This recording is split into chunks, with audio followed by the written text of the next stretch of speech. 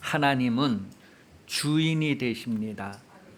이 세상 모든 만물을 하나님께서 뜻대로 지으시고 뜻대로 존재하게 하시며 주인 되심을 성경은 기록하고 있습니다.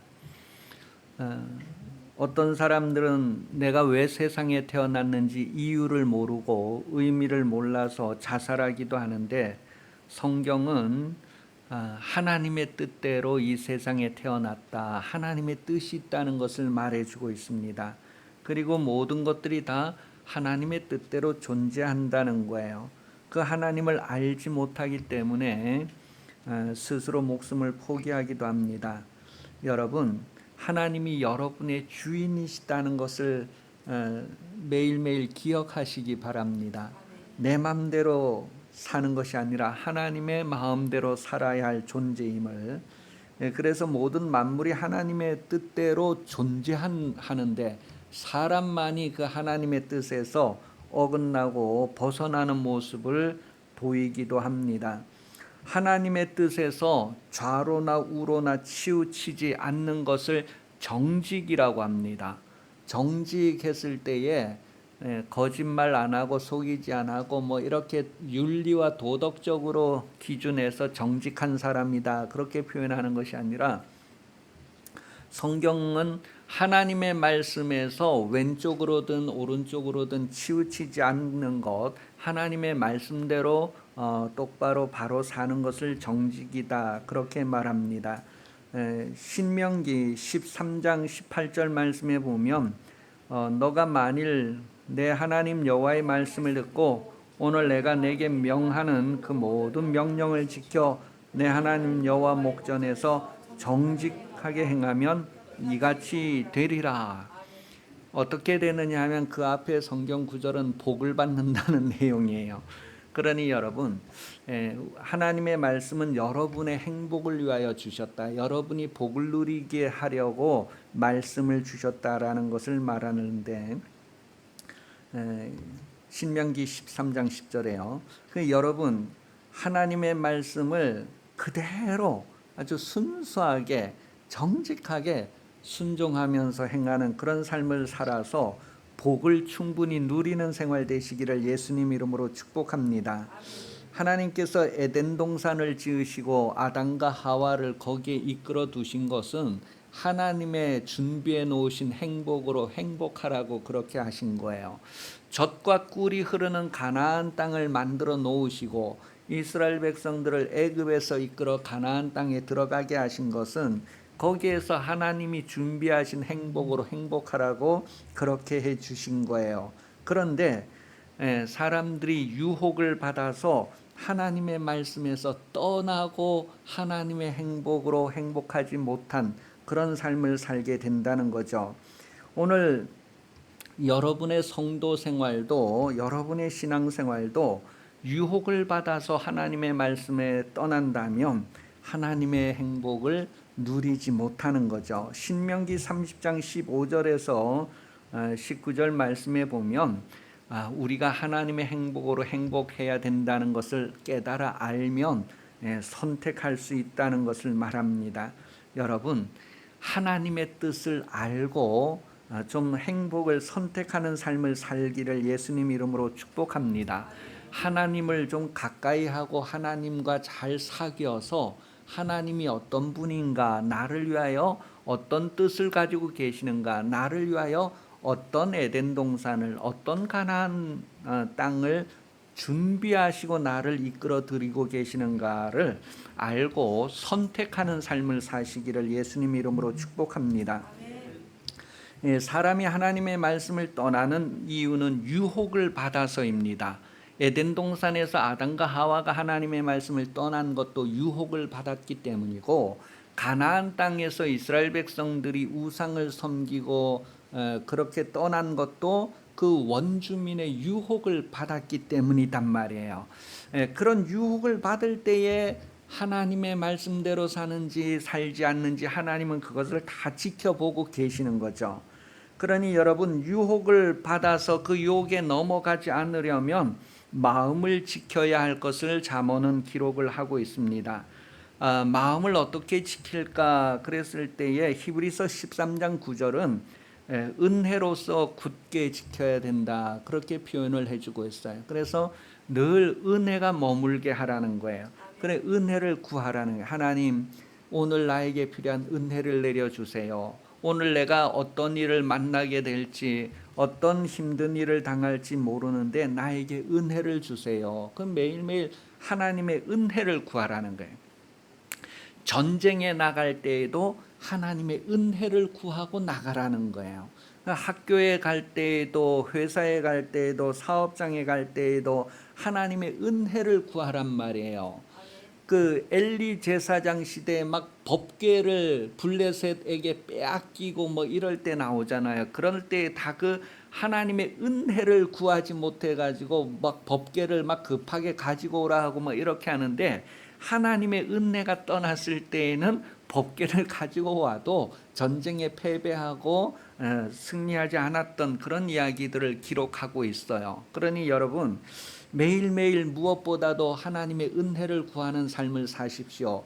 아무리 급하고 어려운 순간에도 하나님의 은혜를 먼저 구하고 전쟁에 나가고 하나님의 은혜를 먼저 구하고 사람을 만나고 그런 삶을 아예 여러분의 습관이 되도록 일상이 되도록 그렇게 숙달하시기를 예수님 이름으로 축복합니다. 이렇게 하나님의 은혜를 계속해서 머물게 하는 사람은 하나님의 뜻을 합당하게 따르는 삶을 살게 됩니다. 그런데 은혜가 없을 순간에는 우리가 늘 유혹을 받아서 하나님을 거스리는 삶을 살아가기도 한다는 거죠. 나훔서 1장 2절에 보면 여호와는 질투하시며 보복하시는 하나님이시니라. 여호와는 보복하시며 진노하시되 자기를 거스르는 자에게 여호와는 보복하시며 자기를 대적하는 자에게 진노를 품으시며. 그러니까 하나님을 거스른다고 하는 의미가 바로 하나님의 원수가 된다, 하나님의 대적이 된다 그런 뜻이에요. 여러분 우리가 어떻게 하나님을 대적할 수 있을까? 하나님의 말씀에서 어긋나가는 것이 바로 하나님을 대적하는 것이고 하나님과는 원수가 되는 것입니다. 그래서 아담과 하와가 유혹을 받아서 하나님의 말씀에서 떠나가는 것, 그것이 바로 하나님과 원수가 되는 거죠. 그래서 에베소서 2장은 허물과 죄로 죽었던 너희를 살렸다. 원수되었던 우리들에 대해서 성경은 이야기해 주고 있습니다. 그 하나님과 우리 사이가 원수가 되었는데 그 원수 사이를 예수님이 오셔서 피 흘려서 화목하게 다시 붙여 주었다, 엮어 놓았다 그렇게 성경 말합니다. 여러분 우리가 인생을 살면서 하나님의 말씀을 떠나지 않아야 돼요. 떠나는 것이 하나님과 원수가 되는 거고 하나님과 대적이 되는 거예요. 여러분 하나님과 싸워서 이길 수 있습니까? 하나님과 대적이 되어서 그 전쟁을 내가 이길 수 있을까? 하나님은 여러분이 하나님의 뜻대로 지어졌고 하나님의 뜻대로 있어야 한다는 것, 존재해야 된다는 것을 말하는데 하나님의 뜻대로 존재하지 않고 벗어나는 것, 다른 의지를 따라서 존재하고자 하는 것, 그런 것들이 잘못이다라는 것을 말해주고 있어요. 데살로니가전서 5장 24절에 보면 하나님께서 우리를 부르시고 우리를 부르심에 합당한 대로 존재하게 하신다라는 것을 말해주고 있어요. 그러니 여러분 하나님을 의지하고 하나님의 은혜를 구해서 하나님의 뜻대로 존재하는 삶을 살 수 있기를 예수님 이름으로 축복합니다. 에베소서 4장에서도 각각 하나님의 부르심을 받았으니 각각 하나님 앞에 합당하게 행하라는 거예요. 어떤 사람은 큰 그릇으로 부름을 받았으니 큰 그릇으로 쓰임 받아야 되고 어떤 사람은 작은 그릇으로 부름을 받았으니 작은 그릇으로 쓰임 받고 각각 쓰임 받는 그런 복을 누릴 수 있다는 것을 말해 줍니다. 그런데 나는 큰 그릇으로 부름 받았는데 그냥 작은 그릇으로 쓰임 받겠다고 막 이렇게 하는 것, 또 나는 작은 그릇으로 부름을 받았는데 내가 큰 그릇의 몫을 감당하겠다고 하는 것, 그런 것들이 얼마나 어리석은가 하는 것을 우리 스스로도 판단을 하게 됩니다. 하나님은 큰 그릇, 작은 그릇 그런 것들을 다 합쳐서 조화롭게 하나님의 상에 올라쓰게 된다는 것을 말해주고 있어요. 그래서 그런 것들이 다 성령의 역사심 가운데 다 각각 필요를 따라서 쓰임받는 것을 말해줍니다. 여러분도 가정에서든지 교회에서든지 이 사회에서든지 하나님께서 여러분을 다 존재하게 하신다는 거예요. 그 존재하게 하시는 삶을 살면서 행복할 수 있기를 예수님 이름으로 축복합니다. 우리가 그렇게 하나님의 부르심에 합당한 삶을 살면 하나님께서 상을 내려주신대요. 빌립보서 3장 13절에 보면 표대를 향하여 그리스도 예수 안에서 하나님이 위에서 부르신 부름의 상을 위하여 달려가노라. 여러분, 우리가 이 땅에서 하나님 말씀대로 정직하게 살면 하나님이 상을 주신대요. 언제요? 위에서 하늘에서 하나님이 이제 우리의 모든 삶을 마감하고 이제 각각 행한 대로 갚아주실 때에 상을 주신대요. 그러니 여러분은 남편으로 살면서 복을 받고, 아내로 살면서 복을 받고, 형제 자매로 살면서 복을 받고, 여러분들이 어떠한 존재로 하나님께서 부르셨던지 거기에 합당한 삶을 살면 하나님이 상을 주신대요. 하나님께서 보상하시는 그날에 받을 것이 있도록 여러분 유혹을 이기고 정직함에 존재하시기를 예수님 이름으로 축복합니다. 우리가 읽고 있는 이 성경 나훔서는 이 니느웨가 왜 하나님 앞에 심판을 받고 멸망을 하게 되었는가를 말해주고 있어요. 오늘 본문 8절부터 보면 물이 이렇게 흘러서 낮은 곳으로 이렇게 모이는 것처럼 니느웨가 얼마나 강성했는가를 보여줍니다. 오래전부터 아주 모든 금은이 다 폐물이 니느웨로 모여든다는 거예요. 그 정도로 니느웨가 아주 강성한 나라였다는 것을 말해주고 있어요. 이렇게 모든 것이 니느웨로 이렇게 모여들고 사람들도 서울로 모여드는 것처럼 이 니느웨로 다 모여들었다는 거예요. 그런데 지금은 이 모여들던 사람들이 다 흩어지는 상황, 니느웨를 그냥 내던져버리고 다 다른 곳으로 나아가는 그런 상황을 오늘 성경 이야기해주고 있습니다. 왜 그렇게 되었느냐 했을 때에 하나님께서 이 니느웨를 벌하신 이유 때문이죠. 왜 니느웨가 이렇게 하나님의 벌을 받게 되었느냐 했을 때에 하박국서 1장 11절에 보면 그들이 하나님 앞에 어떻게 해서 이런 이제 벌을 받게 되었는가를 기록합니다. 그들은 자기들의 힘을 자기들의 신으로 삼는 자들이라. 이에 바람같이 급히 몰아 지나치게 행하여 범죄하리라. 그러니까 여러분, 그 지나친다는 것은 좌로나 우로나 치우치는 것을 말하는 거예요.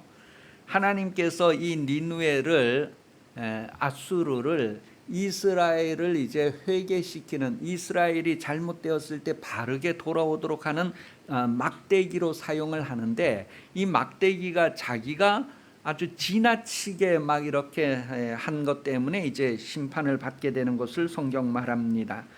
그래서 10절 말씀에 보면 이 니느웨가 지금은 하나님의 심판을 받아서 아주 텅텅 빈 거리가 되고, 그리고 황폐하고, 니느웨에 남아있는 사람들은 무릎과 무릎 사이가 이렇게 부딪힌다, 얼마나 덜덜덜덜 떠는 상황인가 하는 것을 아주 실감나게 표현을 해주고 있어요. 허리가 아프다, 이것은 힘을 못 쓰게 되네, 아무것도 할 수 없는 상태가 되는 그런 모습을 얘기해 주고 있어요. 그리고 얼굴에 이제 생기가 덮어져서 어둠캄캄해진 얼굴에 어두움이 깃드는 그늘진 얼굴, 그런 것들을 표현을 해주고 있습니다.